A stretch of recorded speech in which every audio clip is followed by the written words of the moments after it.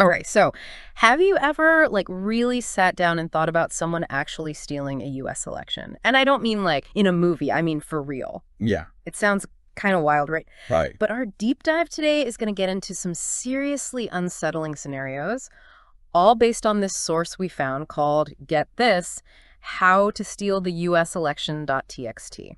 Mm. Now, before you hit that unsubscribe button, we are not here to spread conspiracy theories. We just think it's important to be aware of the, shall we say, vulnerabilities in the system. Right, because understanding the potential problems is how we prevent them, right? Exactly. So our source lays out 4 different scenarios, each more intense than the last, about how a U.S. election could be, well, manipulated, to say the least. Okay, Let's break these down and see just how plausible they really are, with your help, of course. sounds good. Let's do it. All right. Scenario number 1, the contingent election. So just a quick refresher. If no candidate manages to snag that magic 270 electoral votes, the whole shebang goes to Congress. The House picks the prez, the Senate, the VP. Seems like a pretty good backup plan, right? Well, on paper, maybe, but imagine this.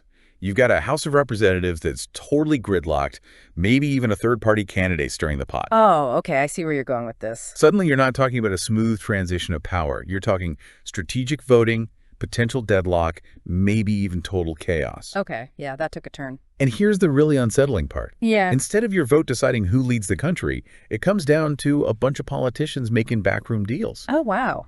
Totally legal, sure, but does it really feel like a healthy democracy? Makes you wonder if your vote really matters as much as we like to think, huh? Chills. Literal chills. Okay, let's move on to scenario 2, which honestly, I'd never even heard of before this. It all hinges on this thing called the independent state legislature doctrine. Yeah. Doesn't sound that intimidating, does it? Don't let the name fool you. Basically, it boils down to the idea that state legislatures have almost total power over how federal elections are run in their state, even if it goes against what the voters actually want. Hold on, seriously. They could just, ignore the will of the people. Theoretically, yes. Imagine a state votes one way, but the legislature, they're not too happy with the results. They could try to use this doctrine to say, thanks, but we'll take it from here, and appoint their own electors. You're kidding. And that, my friend, is a recipe for a full-blown constitutional crisis. That is wild and more than a little terrifying. All right, well, this next scenario feels like it's ripped straight from the headlines. Right. Foreign interference and propaganda. I mean, we all know countries try to meddle in each other's elections, but how much of a real impact can they actually have? Right. So our source actually calls out Iran specifically. They've been trying to, as the source puts it, sow discord, basically weaken our trust in the whole system. But here's the thing. This isn't some Hollywood hacking montage where they're breaking into voting machines. Yeah. It's way more subtle and honestly, way more effective. I'm all ears. Think about it. Uh-huh. Weaponizing social media, taking advantage of the divisions we already have, spreading misinformation and propaganda. All of this is designed to make people question the legitimacy of the process itself, make them doubt the results before a single vote is even counted. Wow, that's insidious. All right, scenario 4, and this one is a real nail biter, especially now that more and more people are choosing to vote by mail. Right. Election night manipulation. Okay, so picture this. Election night rolls around, and it's a super tight race. The first results come in, and one candidate has a clear lead.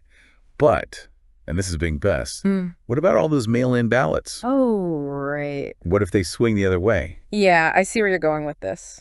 Suddenly, you've got lawsuits flying left and right, people challenging the vote counts, and the whole election comes down to legal technicalities instead of, the actual will of the people. Even the simple act of counting every single vote becomes suspect. That's how fragile our democracy really is. Wow. Just wow.